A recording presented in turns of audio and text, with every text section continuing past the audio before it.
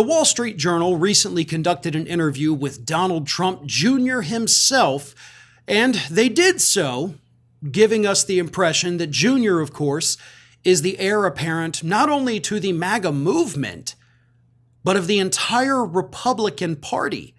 In fact, according to his interview with the Wall Street Journal, Jr. has a plan in place on how he, personally, is going to remake the entire Republican Party once his dad wins the election, of course, to make sure that it's not just MAGA for 4 years and then goes back to normal. No.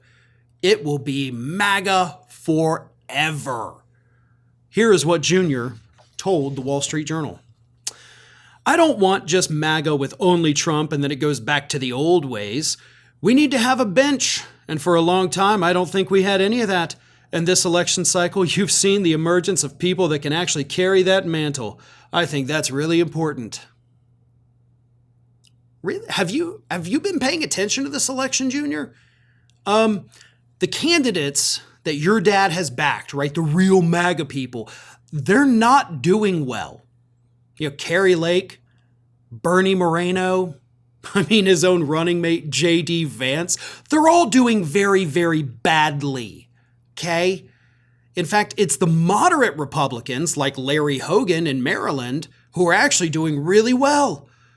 Hell, Maryland, which is a deep blue state, could elect a Republican senator. That's how well liked this moderate Republican Larry Hogan is. But when it comes to JD Vance, Jr. addressed that too. I expended about 1,000% of my political capital, making the argument, getting others who believe the same thing to do that, just a constant barrage. I can be pretty persistent when I need to be.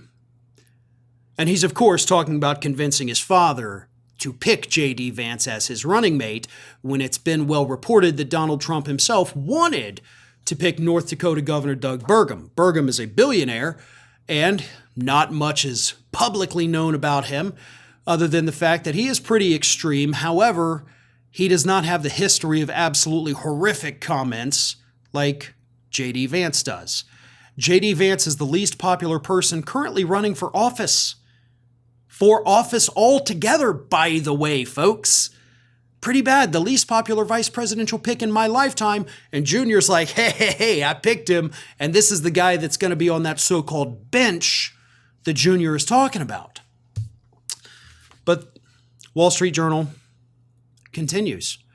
Because apparently, as much as most of us dislike Donald Trump Jr., apparently the donor class for the Republican Party actually likes him. And this is what they said. From a donor standpoint, he, Junior, is by far the number one requested person. He goes places and they sell out immediately. He's the number one surrogate and it's not even close. It's pretty rare that you have someone who has that kind of hybrid appeal with both donors and grassroots. Let me stop you right there. Junior does not have the grassroots appeal that his father does, okay? He does not have the same level of, dare I say, charisma. I hate to give Trump credit for that, but he does have that.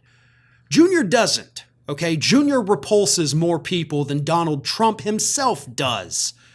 But the donors love him, and that's all that matters. That's how he gets to remake the Republican Party with his deep bench of people like JD Vance, Matt Gaetz, and Marjorie Taylor Greene.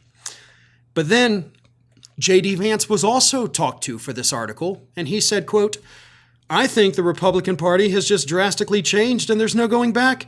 And my job is to make sure that that change is successful and effective and can actually implement successful public policies. Now, here's the thing about that. We know that Donald Trump right now controls the Republican Party, right? His daughter-in-law is the co-chair, which she's the only public face of it. She runs it. So the Trump family is running the Republican Party itself.